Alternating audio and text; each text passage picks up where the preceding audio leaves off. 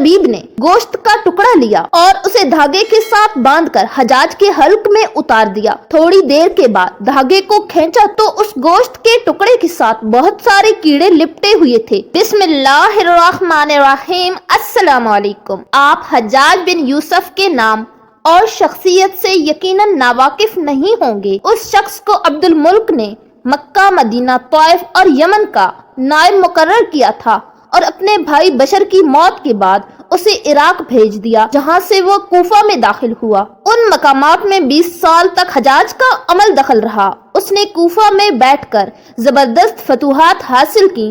اس کے دور میں اسلامی فتوحات کا دائرہ سندھ اور ہند کے دوسرے علاقوں تک پھیل گیا، حتیٰ کہ مسلمان مجاہدین چین تک پہنچ گئے تھے۔ یہی وہ شخص ہے جس کے بارے میں کہا جاتا ہے کہ اس نے قرآن کریم پر اعراب لگوائے۔ اللہ نے اسے بڑی فصاحت و بلاغت اور شجاعت سے نوازا تھا۔ یہ حافظ قرآن تھا، شراب نوشی اور بدکاری سے بچتا تھا۔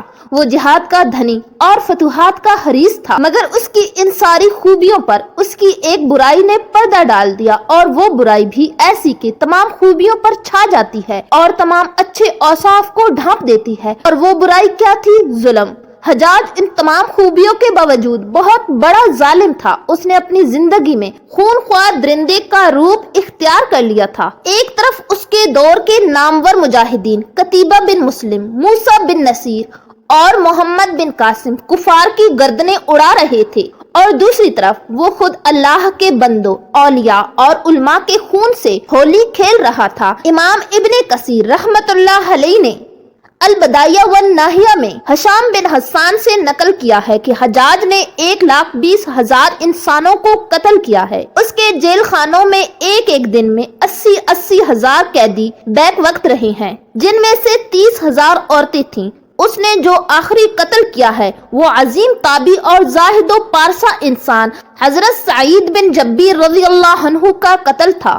انہیں قتل کرانے کے بعد حجاج پر وحشت سوار ہو گئی تھی۔ وہ نفسیاتی مریض بن گیا تھا۔ جب وہ سوتا تو حضرت سعید بن جبیر رضی اللہ عنہ اس کا دامن پکڑ کر کہتے تھے کہ اے دشمن خدا، آخر تو نے مجھے کیوں قتل کیا؟ میرا جرم کیا تھا؟ جواب میں حجاج کہتا تھا، مجھے اور شہید کو کیا ہو گیا ہے؟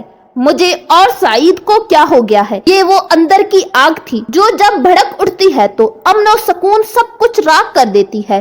اس کے ساتھ ساتھ حجاج کو وہ بیماری لگ گئی جسے ضمیریری کہا جاتا ہے۔ سخت سردی کلیجے سے اٹھ کر سارے جسم پر چھا جاتی تھی اور وہ کانپتا جاتا تھا۔ آگ سے بھری ہوئی انگیٹھیاں اس کے پاس لائی جاتی اور اس قدر قریب رکھی جاتی کہ اس کی کھال جل جاتی، مگر اسے احساس نہیں ہوتا تھا۔ حکیموں کو بلایا تو انہوں نے بتایا کہ پیٹ میں سرطان ہے۔ ایک طبیب نے گوشت کا ٹکڑا لیا اور اسے دھاگے کے ساتھ باندھ کر حجاج کے حلق میں اتار دیا۔ تھوڑی دیر کے بعد دھاگے کو کھینچا تو اس گوشت کے ٹکڑے کے ساتھ بہت سارے کیڑے لپٹے ہوئے تھے۔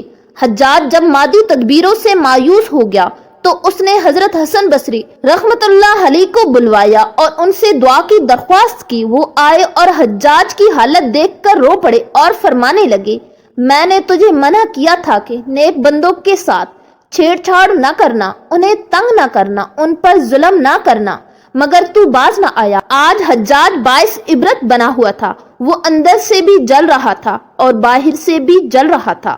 وہ اندر سے ٹوٹ پھوٹ چکا تھا۔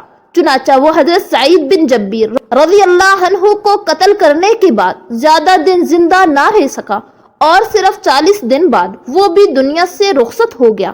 مگر حضرت سعید اور حجاج کی موت میں بڑا فرق تھا۔ حضرت سعید رضی اللہ عنہ کو شہادت کی موت نصیب ہوئی۔ وہ ایسی شان سے دنیا سے رخصت ہوئے کہ بعد میں آنے والے مجاہدین کے لیے ایک سنگ میل قائم کر گئے۔ وہ جب دنیا سے رخصت ہوئے تو ان کا دل مطمئن اور چہرے پر تبسم تھا، لیکن حجاج جب دنیا سے جا رہا تھا تو اندر کی آگ میں جل رہا تھا۔ چہرے پر ندامت کی ظلمت تھی۔ اسے اس کا ایک ایک ظلم یاد آ رہا تھا۔ حضرت سعید رضی اللہ عنہ کی شہادت پر تمام صلحاء اور علماء افسردہ تھے، لیکن حجاج کی موت پر اللہ کے نیک بندوں نے اطمینان کا سانس لیا۔ حضرت ابراہیم نخعی رحمت اللہ علیہ نے حجاج کی موت کی خبر سنی تو وہ خوشی سے رو پڑے۔ مرنے کے بعد اس ڈر سے اس کی قبر کے تمام نشانات مٹا دیے گئے تاکہ لوگ اس کی لاش کو باہر نکال کر جلا نہ ڈالیں۔ اللہ اکبر! یہ اندیشے اس شخص کی قبر کے بارے میں ہو رہے تھے جس کے سامنے اس کی زندگی میں لوگ کھڑے ہوتے تھے تو ان پر لرزہ طاری ہو جاتا تھا اور لوگ اس کے ڈر سے دیوانے بن جایا کرتے تھے۔